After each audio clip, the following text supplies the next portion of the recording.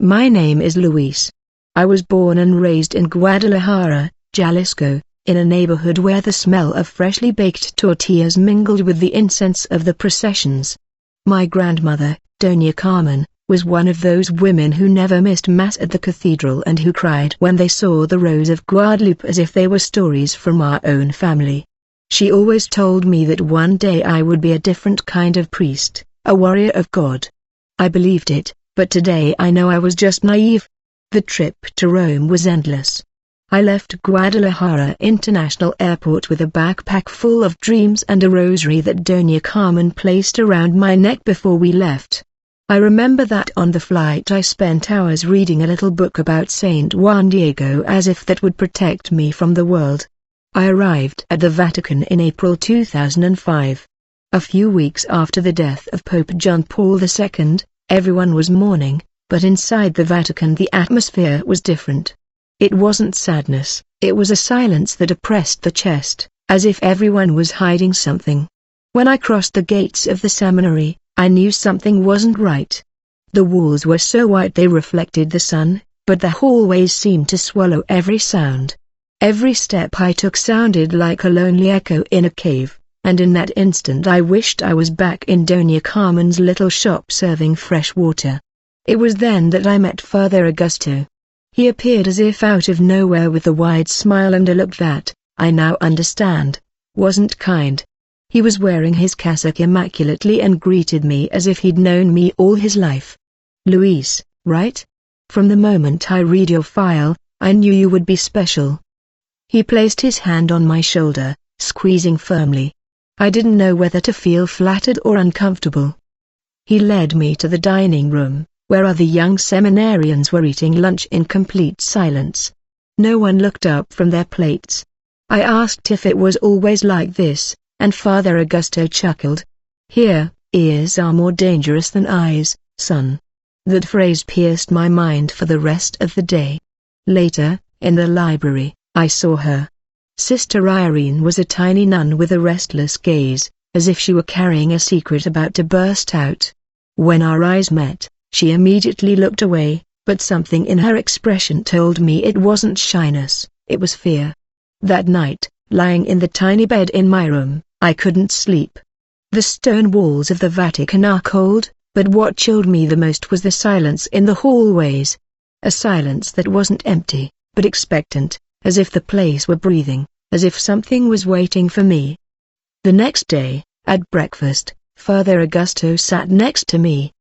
He spoke to me about the importance of obedience, of blind faith, but each sentence ended with a crooked smile, as if he were warning me of something I didn't yet understand.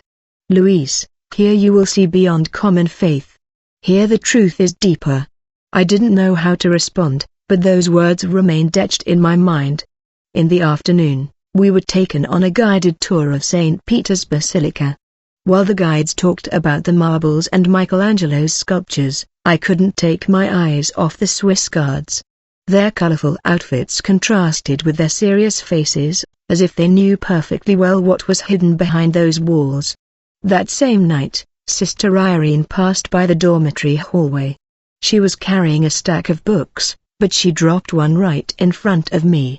When I bent down to help her, she whispered, "Here, silence is protection, but sometimes screaming inside is the only way to survive." Before I could ask her what she meant, she hurried away. Little by little, I began to notice strange details.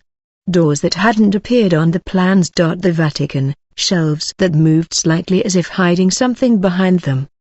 The most disturbing thing was that every time I approached one of those places, Father Augusto appeared out of nowhere with his usual smile. The nights became even more disturbing. It wasn't just the silence, it was a presence.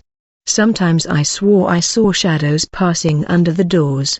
Other times, the reflections in the windows seemed distorted, as if someone else were watching me from the other side. One morning, I heard singing. It was a Latin hymn, but backward. I looked out the window and saw a group of priests walking in a circle, holding black candles, muttering something I couldn't understand. That wasn't a mass, it was something else. The next day I tried to discuss it with one of the seminarians. His reaction was immediate. Panic. "You didn't see anything. You know nothing. If you want to keep breathing, be quiet," he told me, his eyes wide open. I realized that everyone there knew and preferred to remain silent. That afternoon, Father Augusto placed me in the Room of Tears, a private room where popes dress after being elected. There was no reason for us to be there, but he acted as if it were the most normal thing in the world. "Luis, do you think true faith is born from sacrifice?" he asked me without looking me in the eyes. I tried to tell him that faith was born from love, but he interrupted me with a dry laugh. "Here, love is a luxury, and luxuries are paid for with blood." I felt a shiver run down my spine. As I returned to the bedroom, Irene crossed my path again.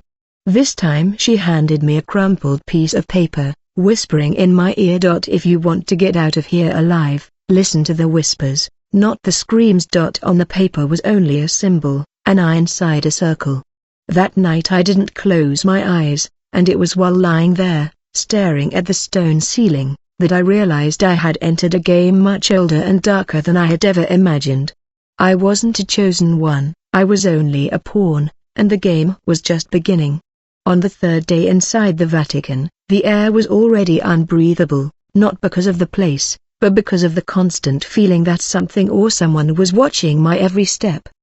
The seminarians' lowered gazes, the prolonged silences, the half-spoken sentences. It was like living inside a theater where everyone knew the ending, except me. It was a hot afternoon.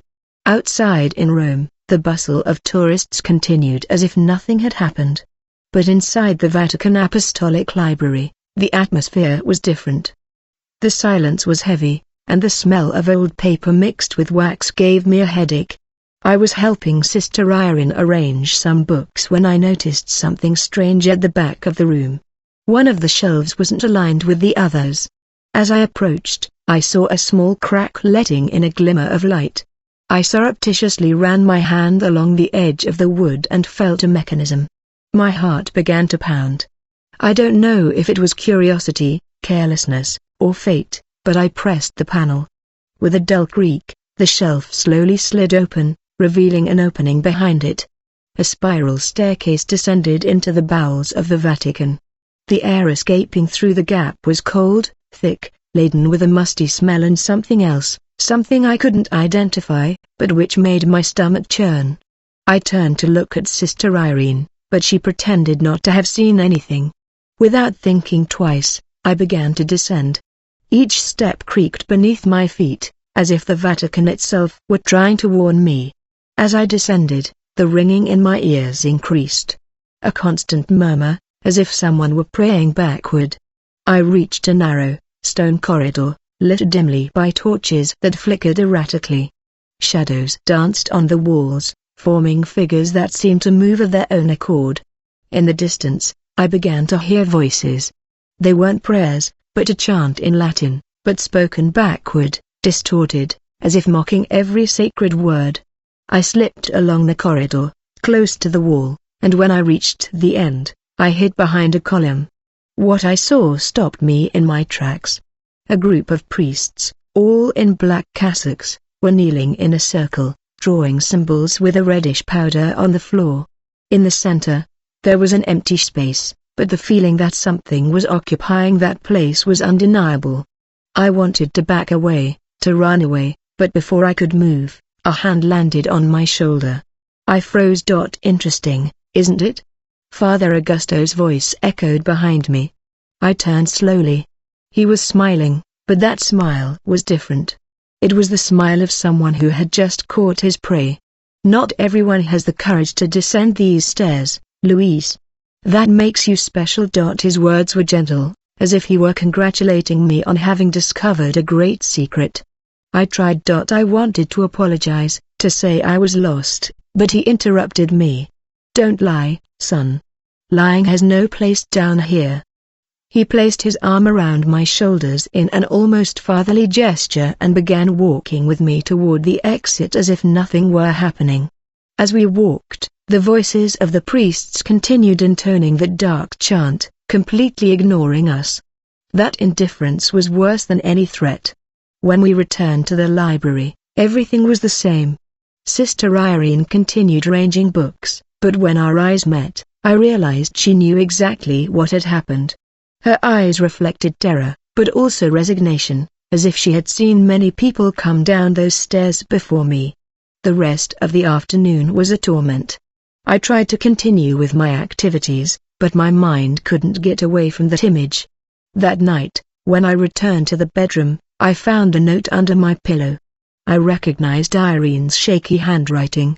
"The doors you opened never close again. Guard your soul." I didn't sleep. I sat up in bed staring at the bedroom door, convinced that at any moment they would come back for me.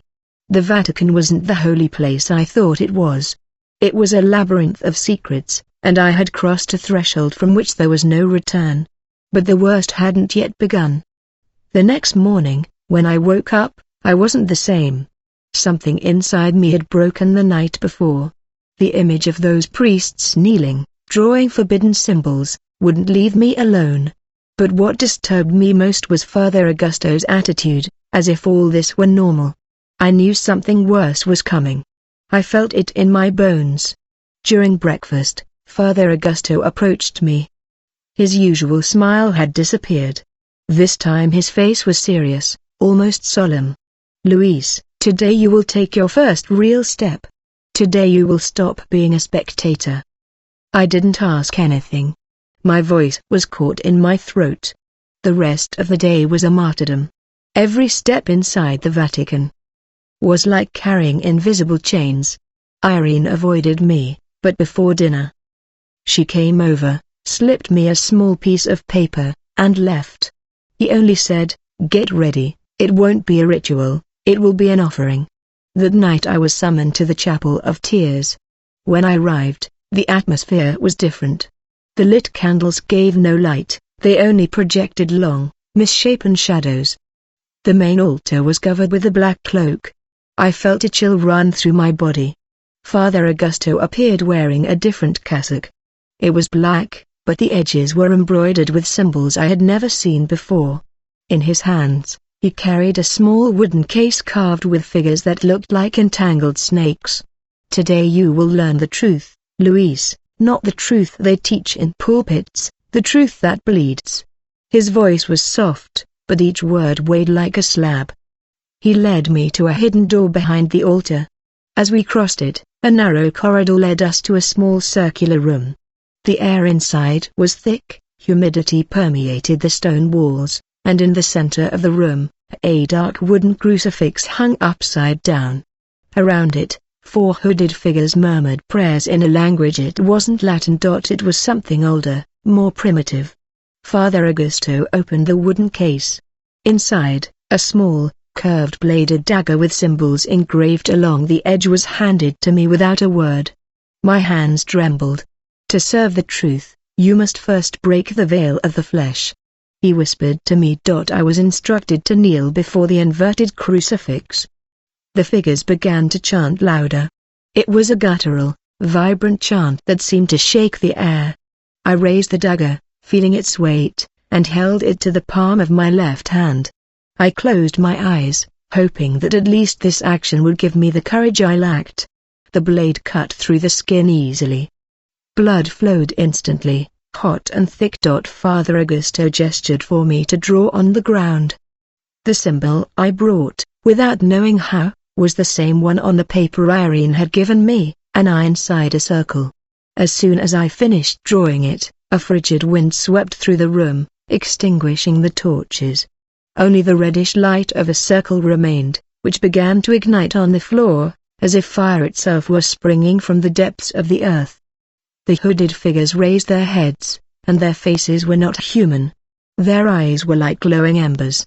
Their mouths smiled with jaws that should not exist. "Luis," I heard my name, but it was not spoken by anyone present. It was a deep, distant voice, but it echoed inside my skull. I looked around, searching for the source, but there was no one there. That voice came from somewhere else, from another plane. Father Augusto leaned close to my ear. "He watches you. He accepts you." At that moment, the floor began to tremble slightly, as if something beneath our feet was trying to surface. Suddenly, Sister Irene burst into the room. Her face was as pale as candle wax. In her hands, she held a crumpled piece of paper. She didn't come closer, just reached out and dropped the paper to the floor before disappearing into the shadows. The chanting ceased. The silence that followed was worse than the noise. I picked up the paper with my bloody hands. The message was clear, written in trembling letters. They don't want your soul. They want your body on the altar. I tried to stand up, but Father Augusto stopped me with a hand on my shoulder. His smile was serene, as if it were all part of a daily ritual. Don't be afraid, Louise. The truth is painful at first, but then it liberates. His fingers dug into my shoulder tightly, immobilizing me. The hooded figures began to chant a different chant, a deeper, deeper one. The heat in the room increased even though there was no visible fire. The stone floor seemed to pulse as if alive. My vision blurred, and the ringing in my ears turned into a constant roar. I felt like I might faint, but something inside me resisted. I clenched the dagger in my hand, feeling the pain as a way to anchor me to reality. I wanted to scream, I wanted to run, but my body was trapped. As the ritual reached its climax, Father Augusto leaned over once more and whispered, "The first step has been taken.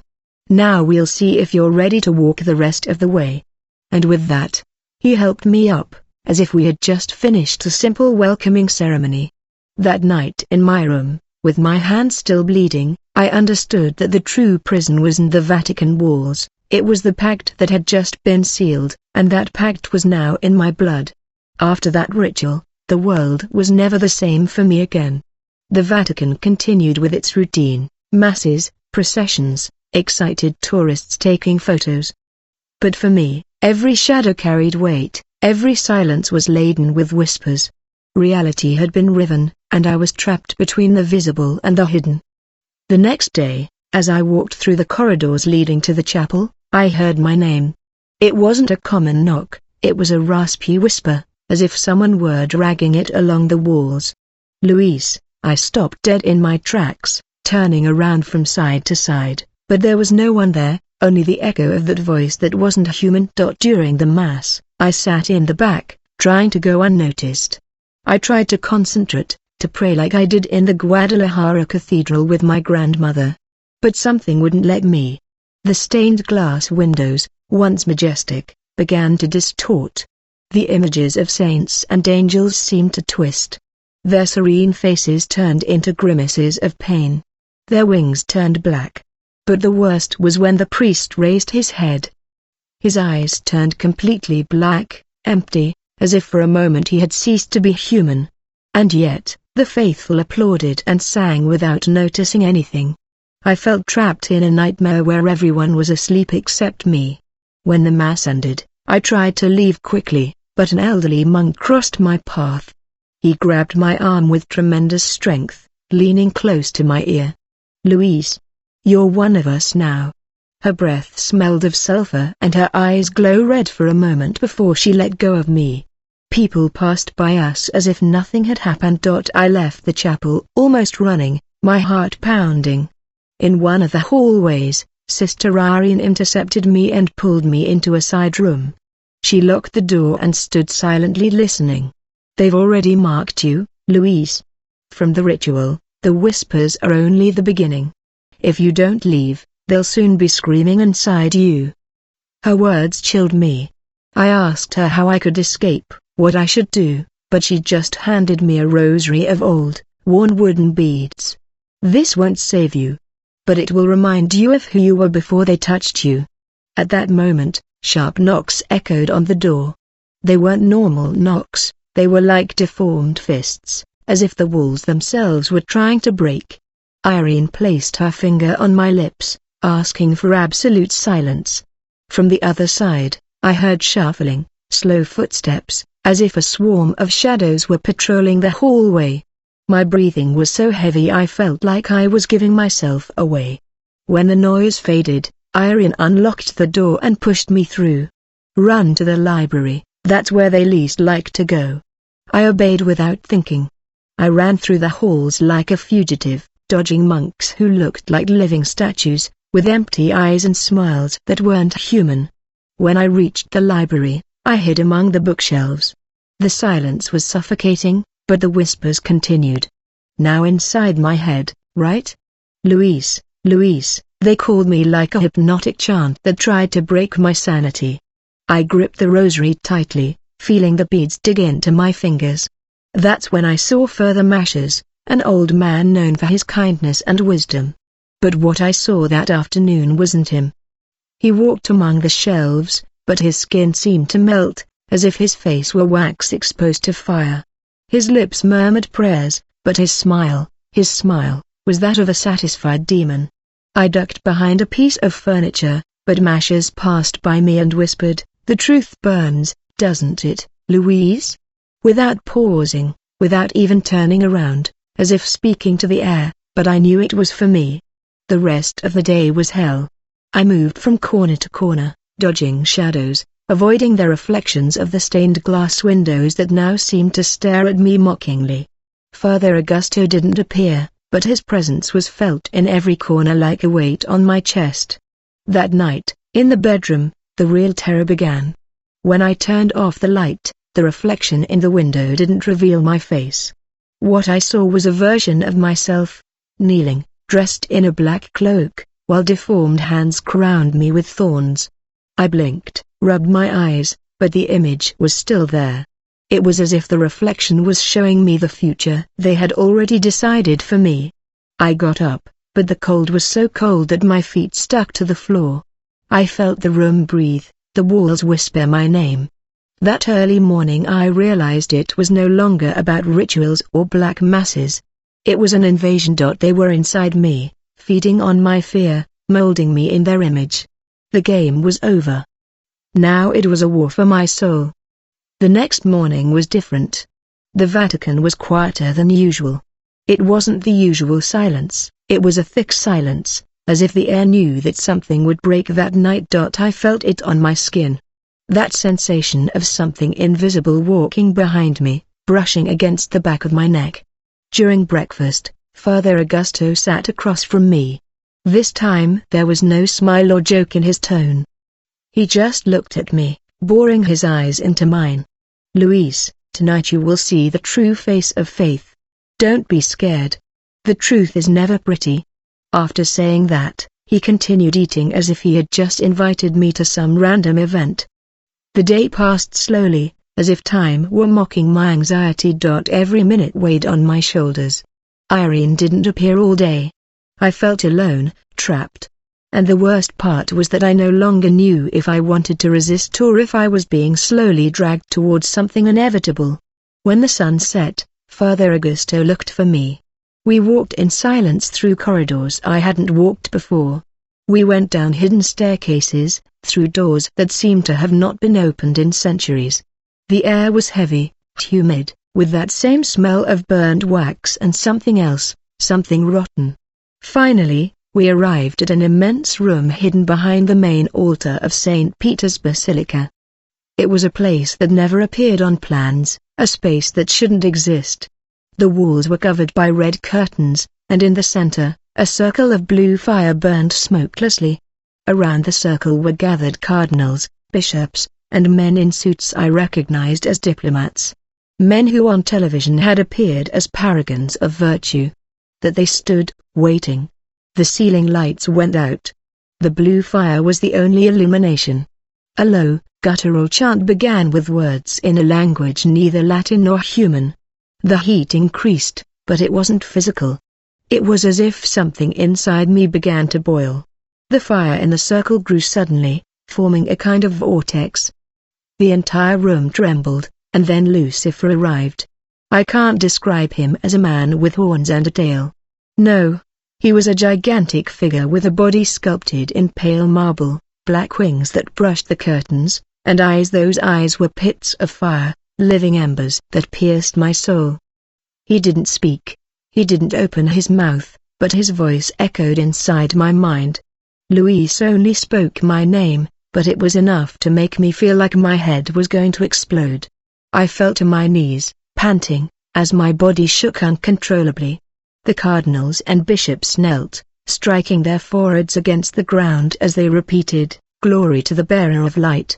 Their voices were monotonous, like a learned prayer without emotion, but the echo rang in my ears. Lucifer extended one of his hands toward me. He didn't touch me, but I felt his energy envelop me. It was as if something invisible was marking my skin from within, imprinting a seal on my soul. It wasn't just physical pain, it was a fire that burned my will, my identity. Father Augusto approached me and whispered, "He is granting you vision, Luis, after today. You will never see again with the eyes of the blind." I wanted to scream, I wanted to flee, but it was useless. I was trapped in that circle, in that ceremony that had been perfected for centuries. The chants grew louder, the walls seemed to expand and contract as if the Vatican breathed to the rhythm of that ritual. I was kneeling, sweating, feeling each word spoken by them pierce me like needles. The figure of Lucifer did not fade. He stayed there watching me, feeding on my brokenness. He did not offer me riches, he did not tempt me with promises, he only showed me reality. I was a vessel, a tool. When the blue fire was extinguished, darkness reigned for a few seconds, and in that instant I knew something had changed. Not outside, but inside me. Father Augusto lifted me from the ground gently, as if we had just finished an initiation ceremony. "Now you carry the mark. Welcome to the Royal Church, Luis." His words echoed in my ear like a verdict. We left that room through another hidden passageway. I walked like a zombie, feeling every heavy muscle, every contaminated thought. I had become what they wanted, but deep down, a spark of rebellion ignited. I knew what I had experienced wasn't a dream, it was humanity's greatest farce. And although I was marked, I still breathed, and as long as I breathed, I could fight. I don't remember how I got to my room after that ceremony. My mind was shattered, my body was just a shell. I lay down, but I didn't sleep, I couldn't. Every time I closed my eyes, I saw those burning eyes of Lucifer etched in my mind. The mark was inside me. I felt it. At dawn, under my bedroom door, I found a folded piece of paper. I recognized Sister Irene's handwriting. It read only, "Today you will know the truth. Library, don't miss it." My heart was pounding like crazy, but something inside me knew I could no longer run away from that truth. The apostolic library was empty, as if time had stopped there. Irene was waiting for me at the back, next to the bookshelf where I had found the secret entrance days before. But this time she showed me another door, a narrower one, camouflaged in the stone, as if it were part of the wall. "Tourists don't see this, Luis. They keep the biggest lies in history here." Her voice was barely a whisper, but each word echoed inside me. We descended a damp stone staircase. The smell of old paper, mixed with rust and the stench of rotten meat, made me nauseous. When we reached the back, a hallway led us to a huge room. There were no windows, only iron shelves that formed a labyrinth of documents. "Welcome to the Vatican's secret archives." Irene handed me a pair of cloth gloves. "Down here, even the dust can kill you." I didn't know if she meant it or if it was a metaphor, but I put them on without question. We walked through narrow aisles, flanked by books with symbols I'd never seen before. Irene stopped in front of a shelf and pulled out a dark leather-bound volume with a black wax seal. She placed it on a stone table and opened it slowly. What I saw took my breath away. They were detailed records of pacts. Pacts signed by popes, cardinals, and important figures in the church throughout the centuries. Names I'd heard at masses in my childhood, glorified as saints, were there, stamped alongside demonic symbols. The miracles you saw on television, the tears of statues, the instant healings, many of these were negotiations. Luis, one of the narrators, turned the pages with a calmness that contrasted with the terror that ate away at me. I found handwritten letters in which high-ranking officials requested favors from dark entities in exchange for power, influence, and manipulation. Descriptions of rituals disguised as ecclesiastical ceremonies. Details of how each televised mass was actually a spectacle to channel energy toward the true altar, that of the adversary. In a corner of the room, Irene showed me a different shelf. There were no books, but metal boxes engraved with symbols. Inside were desecrated sacred objects. Inverted crucifixes, chalices with demonic inscriptions, reliquaries contaminated with ritual blood. It was a collection of blasphemies carefully kept under lock and key, away from the eyes of the world. But what shocked me most was an ancient parchment sealed with red wax. When I opened it, I found a list of names. My name was there. They had already chosen you before you arrived, Louise. You didn't seek the truth. The truth sought you out. Irene looked at me with compassionate eyes, but I only felt rage, helplessness. My body was trembling.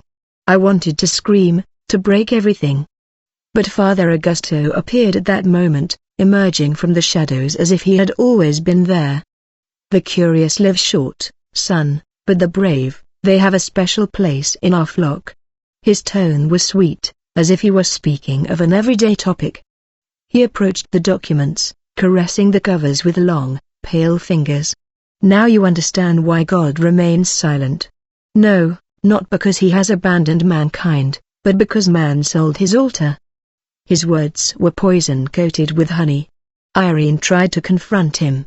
She yelled that all this was a crime, an abomination, but Augusto only smiled. The sin was giving free will. We only bring order to chaos. He looked at me directly. His gaze was an abyss. Louise, you are now a part of it. The pact was sealed that night. Now all that's left is for you to embrace your role or suffer. My fists clenched in rage, but his presence paralyzed me. He wasn't in a hurry. He knew the net was closing. I was trapped, and the worst part was that it wasn't because of physical bars anymore, it was because of the mark inside me. Augusto walked away with tranquility as his voice echoed through the halls. Faith doesn't fear the truth, she said, but you still fear it. That makes you human and therefore useful. Irene peed on my arm and pulled me toward a side passage. You can still run away, but there is no such thing as running away without consequences. I knew she was right. The battle was just beginning. As we ran, I realized that the Vatican wasn't the heart of the faith, it was a portal, a silent battlefield where souls were merchandised, and I was next on the list. That night I knew there was no turning back.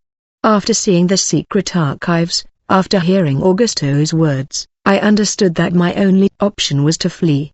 I didn't know how or where, but to stay would be to damn my soul. Irene led me through the oldest corridors of the Vatican, those where not even the security cameras worked. We walked quickly, but without making any noise, like two thieves who knew they would be caught at any moment. Louise, the guards are not men, they are something worse. They are the hands that spread hell within these walls. Her voice was low, but each word pierced my heart. I felt like time was running out, that they were allowing us to advance only to enjoy the hunt. Reaching a narrow passage, we began to descend a spiral staircase. The air grew thicker with each step, as if descending into a bottomless pit. Suddenly, Irene stopped and pulled me against the wall. Listen, what I heard made my blood run cold. It was the sound of bare feet dragging on the marble. It wasn't a normal walk, it was a slow step, as if each movement scraped the stones. Then I saw them.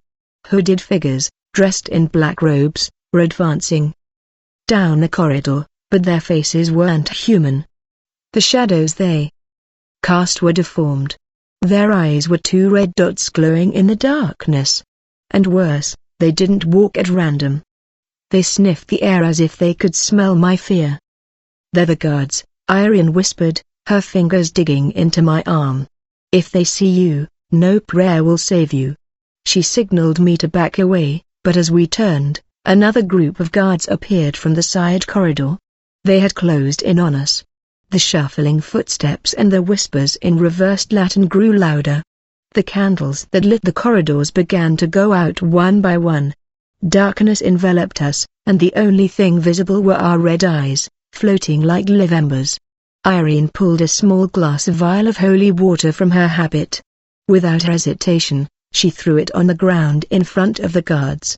The effect was immediate. An inhuman, heartbreaking scream filled the tunnel. The figures writhed, retreating for a few seconds. "Run, Louise!" she shouted, pushing me with all her might. Strength. My legs moved instinctively, beyond fear. I ran without looking back, knowing she remained as a shield.